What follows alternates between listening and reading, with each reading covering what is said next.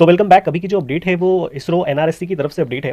यहाँ पे इन्होंने शॉर्ट नोटिफिकेशन जो है वो रिलीज करा है for the different branches of different post. अब यहाँ पे देख सकते हैं, यहाँ पे इन्होंने जो रिक्रूटमेंट के लिए पोस्ट बताई है वो रिसर्च साइंटिस्ट की है 20 इन्होंने बोला है, प्रोजेक्ट एसोसिएट का 2 बताया है, प्रोजेक्ट एसोसिएट 2 का इन्होंने 12 बताया है, प्रोजेक्ट साइंटिस्ट का इन्होंने 6 बताया है, और प्रोजेक्ट साइंटिस्ट बी का इन्होंने 4 बताया, और जूनियर रिसर्च फेलो यानी जेआरएफ की जो रिक्रूटमेंट के लिए जो टोटल पोस्ट है यहाँ पे इन्होंने 27 उसको बताया। यहाँ पे इन्होंने अप्लाई की जो डेट है वो बताई है 18 मार्च से, और जो लास्ट डेट इन्होंने बताया वो 8 अप्रैल का इन्होंने बताया। तो चलिए हम लोग इसके फुल नोटिफिकेशन को देखते हैं एक बार।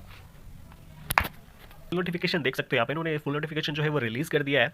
तो हम लोग बात करते हैं नंबर ऑफ पोस्ट, पोजीशन और क्वालिफिकेशन की। तो यहाँ पे इन्होंने बता के रखा है जो पोस्ट कोड है वो RS10 का इन्होंने 3 बताया। यहाँ पे क्वालिफिकेशन में उन्होंने BSc फिजिक्स मैथ और जियोलॉजी बताया, साथ में MSc होना चाहिए यहाँ पे। उसके बाद बात करें सेकंड तो RS11 का इन्होंने नंबर ऑफ पोस्ट 4 बताया। यहाँ पे इन्होंने BTech in any branch of engineering और ME/MTech साथ में इन्होंने मांगा है।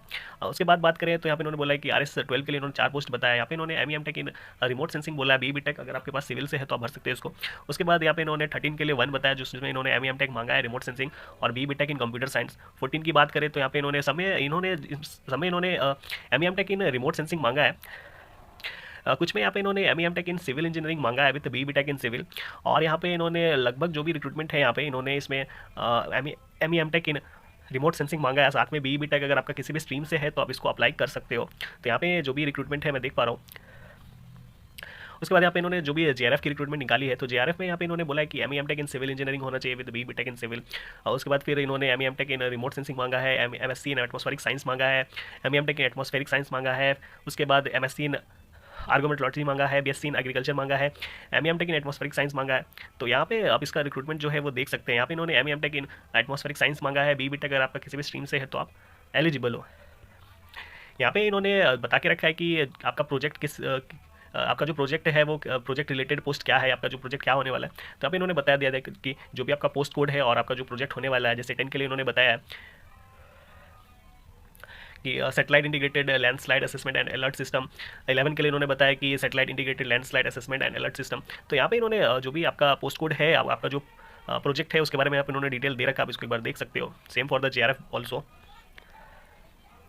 यहाँ पे इन्होंने बताया कि आपका जो भी स्कोप क्या रहने वाला है, तो यहाँ पे इन्होंने स्कोप के बारे में बताया, आप इसको एक बार पढ़ सकते हो। प्लेस ऑफ पोस्टिंग की बात करें तो यहाँ पे इन्होंने बहुत सारी पोस्टिंग जो है वो प्लेस के लिए बता के रखी है, जैसे कि सन्नार, हैदराबाद, नागपुर, न्यू दिल्ली, कोलकाता, जोधपुर, बेंगलुरु। यहाँ पे इन्होंने बहुत सारी जो भी प्लेस है इनको बता के रखा, आप देख सकते हो एक बार।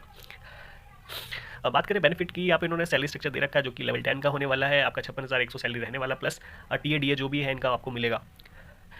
इन्होंने डिफरेंट जो भी पोस्ट है सबका सैलरी स्लिप बता के रखा, आप इसको एक बार देख सकते हो। प्रोजेक्ट साइंटिस्ट की है इन्होंने बता के रखा 56,000, प्रोजेक्ट साइंटिस्ट बी का इन्होंने 56,000 बताया, प्लस TADA इन्होंने बता के रखा, आप इसको एक बार देख सकते हो। JRF के लिए इन्होंने बोला कि 37,000 पर मंथ मिलने वाला है, और जो सीनियर रिसर्च फेलो उनके लिए 42,000 मिलने वाला है। तो आप इसको एक बार देख सकते हो। बात करें एलिजिबिलिटी क्राइटेरिया की, तो यहाँ पे इन्होंने बोला कि ME/MTech आपके पास होना चाहिए विथ 6.5 CGPA के साथ, और इन्होंने बोला कि 75% मार्क्स जो है वो आपका सेमेस्टर में होना चाहिए। BTech के लिए क्राइटेरिया इन्होंने वही बोला कि 6.84 CGPA आपका होना चाहिए। यहाँ पे इन्होंने candidate having dual degree integrated degree को भी वैलिड करा है, तो आप इसको भी देख सकते हो। नोट में इन्होंने यही बोला है कि आपका जो भी डिग्री है वो ICTC UGC अप्रूव होना चाहिए। और यहाँ पे इन्होंने बताया है, यहाँ पे इन्होंने एज लिमिट के बारे में बताया है कि जो JRF के लिए जो एज लिमिट है वो 28 ईयर है, MSc बेस्ड के लिए 28 ईयर है, MTech बेस्ड के लिए 30 ईयर है, प्रोजेक्ट एसोसिएट के लिए 35 है, प्रोजेक्ट साइंटिस्ट के लिए 35 है। तो यहाँ पे इन्होंने एज लिमिट के बारे में दे रखा है, आप इसको एक बार देख सकते हो। आपका जो सिलेक्शन प्रोसेस होने वाला है वो मार्क्स बेसिस होने वाला है, और अगर नंबर ऑफ एप्लीकेशन ज़्यादा होते हैं इन केस में यहाँ पे इन्होंने बोला है कि हम लोग रिटन टेस्ट जो है वो कंडक्ट करवा सकते हैं। यहाँ पे इन्होंने बोला, आप इसको एक बार पढ़ सकते हो। उसके बाद हम लोग बात करें पोजीशन की, टेन्योर ऑफ द पोजीशन, तो यहाँ पे इन्होंने बोला कि ये जो रिक्रूटमेंट है वो टोटली टेम्परेरी बेसिस है, वो 1 ईयर का रहने वाला है, फर्दर एक्सटेंड हो सकता है।